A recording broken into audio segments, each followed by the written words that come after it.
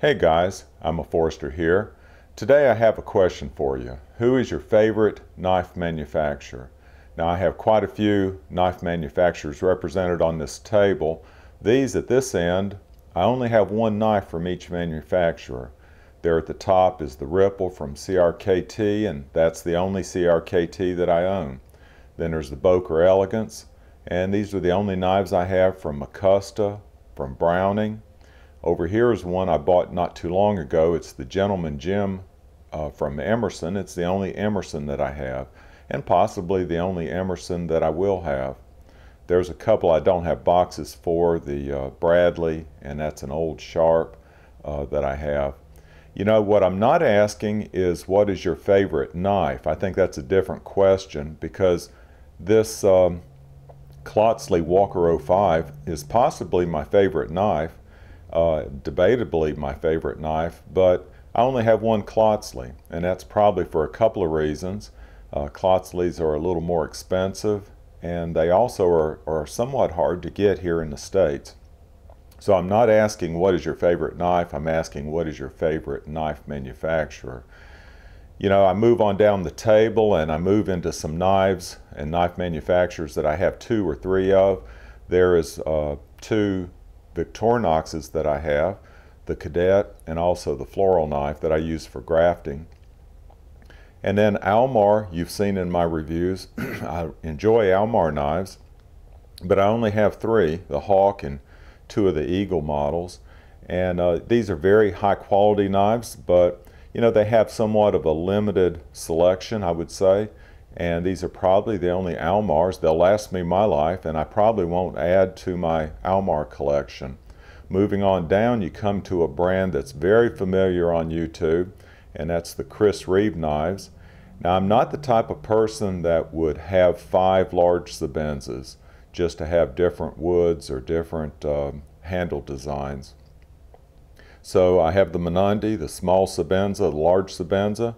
I picked the woods that that appealed to me most for the inserts, and that's probably the collection that I'll have. I might pick up one more Menundi, but until they come out with a different design that appeals to me, that's probably my collection from Chris Reeve. Basically the same thing with Benchmade, maybe a little different. I have 4 Benchmades, and if you've watched my videos, that 940 is arguably my favorite knife in my whole collection. I think it's a great knife at a great price, and so I really like that knife. And Benchmade has a pretty diverse selection of knives that they make, and there are other knives that appeal to me. I guess I don't have more because of the price point. They tend to be a little more expensive than other knife manufacturers. Now I have a lot more, well, not a lot, but I have a couple more of this brand. And I think Kershaw is a knife brand that a lot of people get started with their collection when they first get into knives. That's how it was with me. The Blur at the top and the Scallion were knives that I got early on, and then I added to the collection most recently with this knife that I'm throwing into the Kershaw camp, the ZT Hinderer model. And I haven't done a review of this knife. I've really enjoyed carrying it, but a review is upcoming, maybe shortly.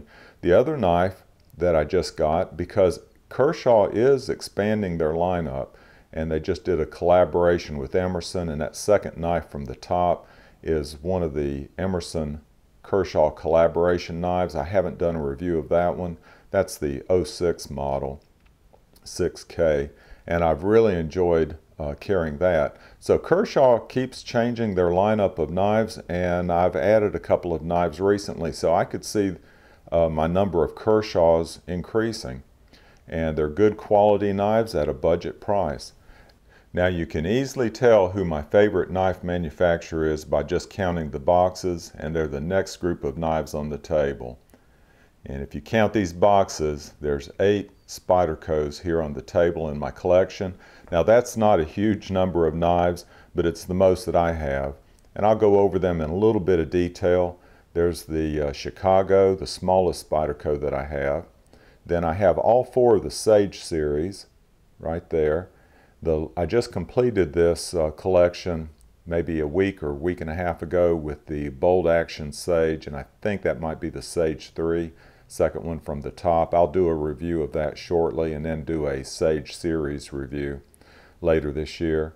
The Delica, one of the first Spydercos that I bought. And then the Tenacious is one that a lot of people have. It was an early knife that I got to my collection. And then the Spyderco Police that has a brand new edge on it that I put a Wicked edge on it last weekend and did a review of that if you care to watch that.